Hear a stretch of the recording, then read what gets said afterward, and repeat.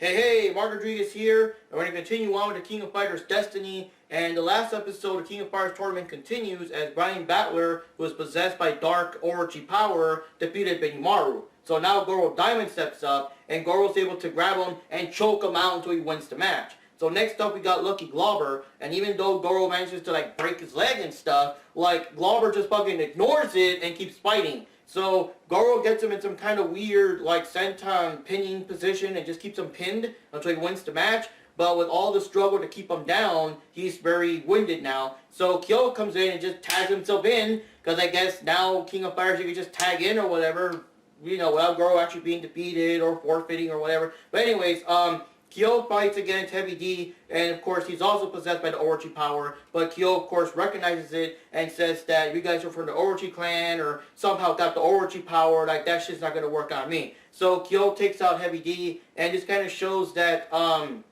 while the USA team, they're stronger than I guess they would be without the Orochi power, it's okay, but Goro and Kyo were able to take them down, so I guess Benimaru's the weak link. Benimaru got taken out like a bitch, and these other guys, they were able to take them down, so, So, anyways, while the fights are going on, all the other characters are still watching because the other fights are over. You got the women team, the China team. Terry Bogart's watching.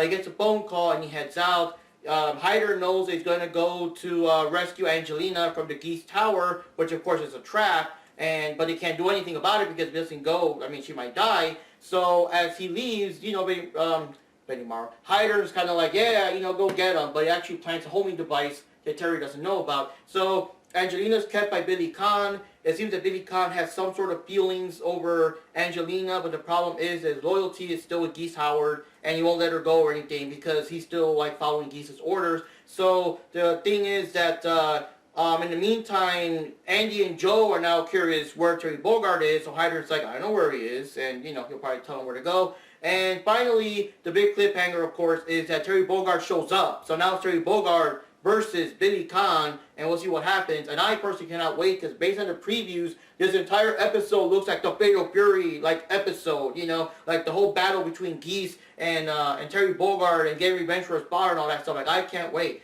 So anyways, without further ado, let's check it out.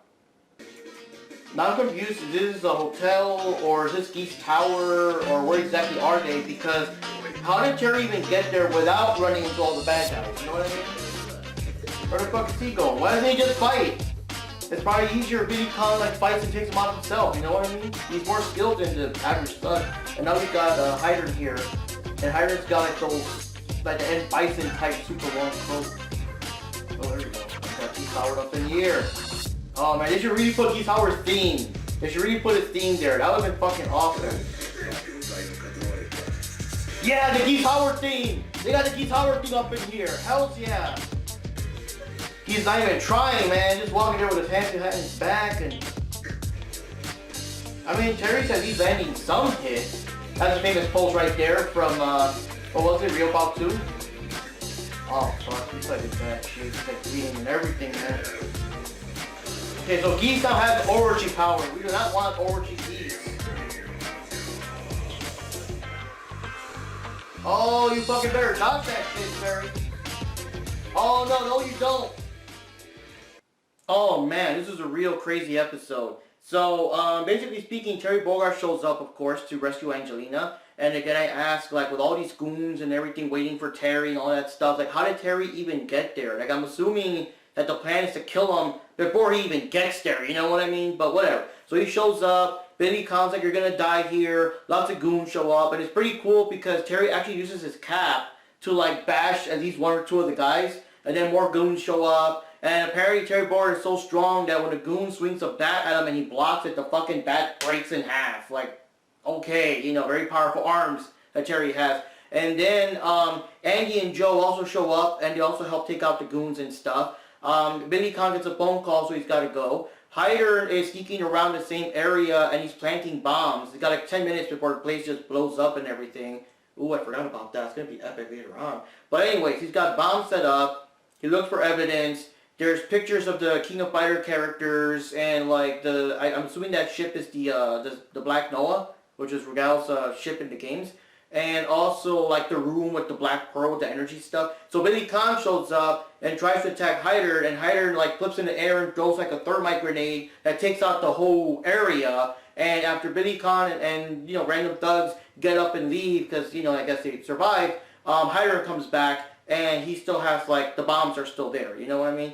So as the fighting continues, Terry Bogard finally makes his way to face Geese. So basically, Andy and Joe take out the other thugs so that Terry and Angelina can go to the roof, and Geese is there. And they got an epic fight. You got the Geese Howard theme playing. Like, oh shit, I was really, because they have all these other character themes and stuff, right, from King of Fighters '96 or whatever. So it's like, yeah, bring on bring on Geese Howard's theme. That's pretty awesome. So yeah, I'm also surprised that Terry Bogard has the slam dunk. I know it's one of his more newer special moves that was introduced in Fatal Fury 3 and stuff. Aside the classic, like the crack shoot, rising tackle, power wave or whatever. But yeah, he has a slam dunk in this one too. So, Geese is not even fucking trying.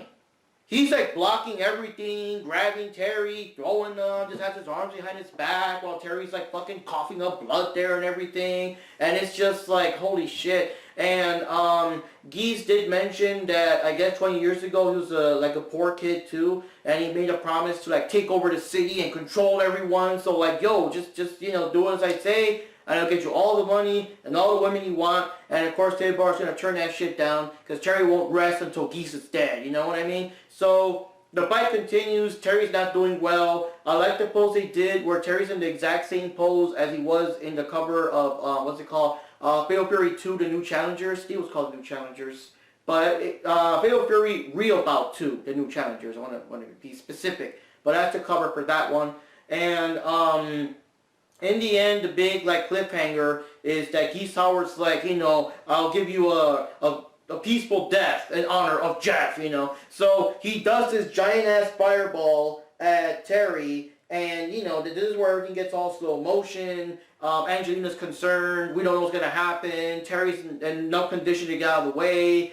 I have a real bad feeling they're going to do the thing, or maybe Angelina fucking jumps in the way and takes the hit for him or something, because I kind of feel that Angelina is, of course, destined to die, similar to how Lily died in the Fatal Fury anime, so they might do that. That's why I was like, oh, no, you don't. But yeah, she's going to most likely jump in the way and take it. I'm going to just, go with that. We'll find out. The next episode seems to be another one of those flashback episodes, and I can't really tell if it's like young Geese Howard or young Billy Kane or possibly even young Terry Bogard, because it's like a short blonde, little blonde kid, and I can't tell, you know what I mean? But it's going to be one of those weird flashback episodes where it's just like, static images and junk instead of a fully animated one.